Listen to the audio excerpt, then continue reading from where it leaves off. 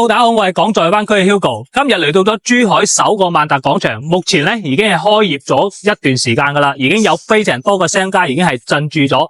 咁你喺呢一度咧，基本上你行街睇戲，通通都可以解決得到噶啦。今日帶大家去睇嘅呢一個咧係華發水郡嘅別墅單位啊。咁華發水郡咧係分為3期去開發嘅。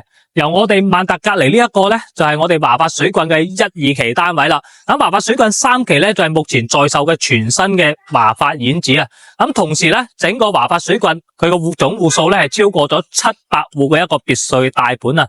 整個屋苑咧仲引進咗呢一個黃楊河嘅河水去打造翻整個小區嘅水系。聽業主講，單係裝修都使咗200萬，而且保養得非常好，唔需要任何嘅改動，直接就可以拎包入住。項目嘅周邊有醫院、商場、學校以及我哋嘅公園配套，可以講話非常之成熟噶啦。喺我哋呢度出發咧，35分鐘就可以到達人工島。而家即刻帶大家去睇下呢個別墅單位。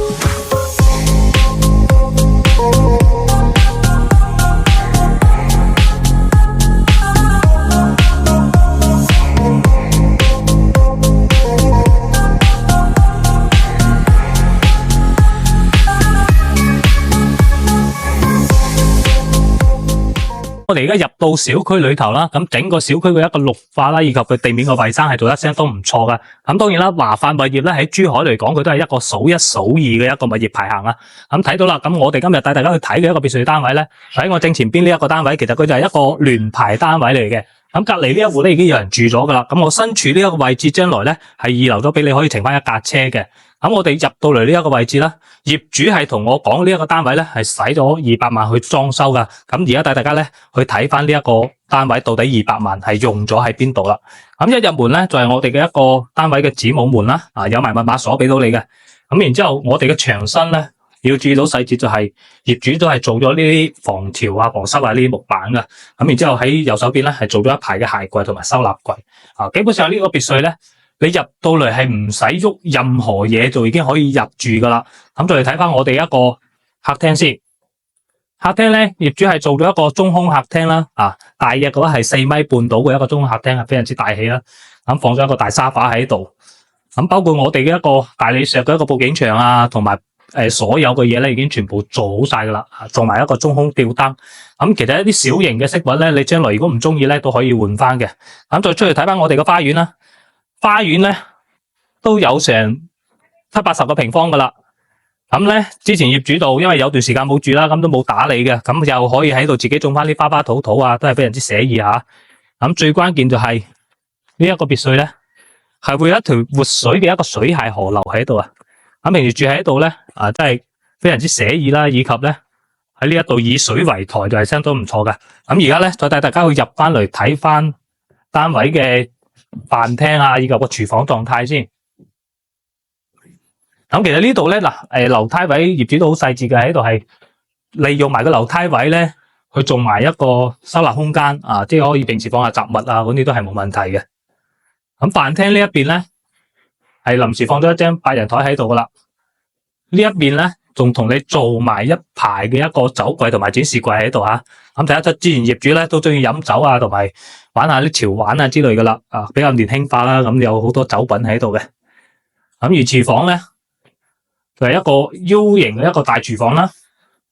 咁收門嘅大冰箱啦，包括吊櫃啊呢啲全部都有睇晒啦。所以基本上你如果入手咗呢個別墅咧，係唔使任何嘅一個裝修煩惱就可以入嚟住啦，搞下衛生就 OK 啊。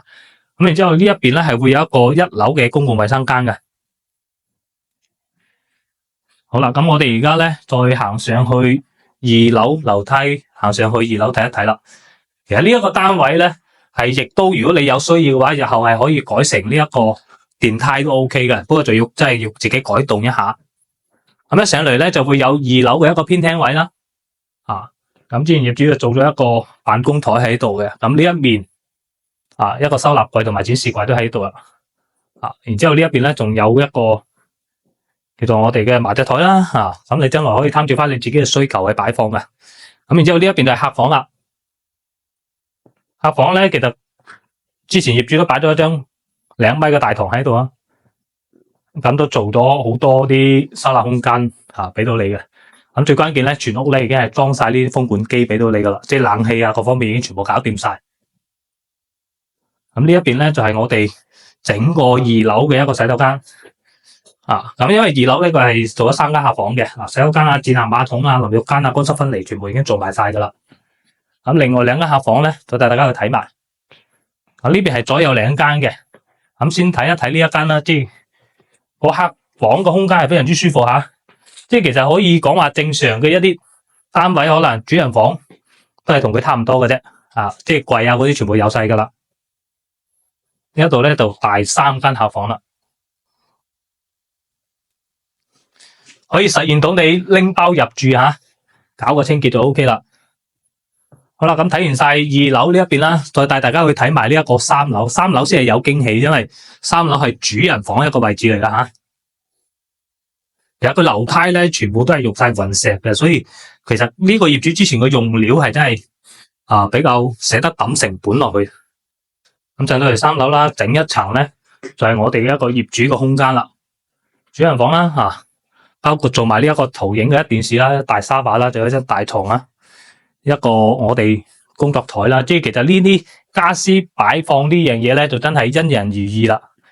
咁主人房呢一邊咧，其實望翻出去咧，亦都可以睇到我哋花園嘅一個水景嘅，爬發水棍嘅一個水系，非常之靚嘅一個景觀。整體別墅呢一邊咧個空間咧係非常之奢侈噶啦，而且睇得到咧。個業主之前個裝修咧係用咗料啦，同埋用咗呢一個成本時間去做翻噶。咁呢兩邊咧就做咗好多嘅一個衣櫃啦、收納空間啦，俾到你噶。咁呢度咧業主都擺咗一個跑步機喺度，如果你唔需要咧都可以搬走佢嘅。咁然之後入嚟咧就係我哋主人房嘅一個淋浴間、洗手間。咁做咗一個雙台盤啦嘅設計啦。咁唯一可惜嘅就係呢一度咧佢冇做到浴缸嘅，但係咧後期自己可以喺度拆咗呢一個乾濕分離，佢改成一個浴缸都冇問題嘅。咁再出嚟咧就係我哋一個非常之大嘅一個露台空間啦。咁之前業主咧都喺度封咗窗嘅，呢個係後期業主自己加裝翻啊。咁一個落地玻璃嘅一個窗位啦。咁平時喺度可以做翻啲自由活動嘅空間都係完全冇問題嘅。咁然之後再過翻嚟一度咧，係會有一個過渡啊。即係其實如果你上去3樓出嚟露台咧，係唔需要一定話行翻到我哋主人房入邊去出去嘅。咁呢一度會一直過渡，再出翻去我哋嘅露台嘅。咁其實現時呢一套單位咧，其實你唔使講話樓價業主蝕咗幾多錢啦，佢單係呢個裝修業主已經係蝕咗200萬。咁現時咧業主呢一邊嘅一個掛牌價錢咧係450萬嘅。咁如果有興趣嘅街坊咧，可以 WhatsApp 翻我哋啦，發翻呢一套別墅嘅一個詳細資料俾到你啦。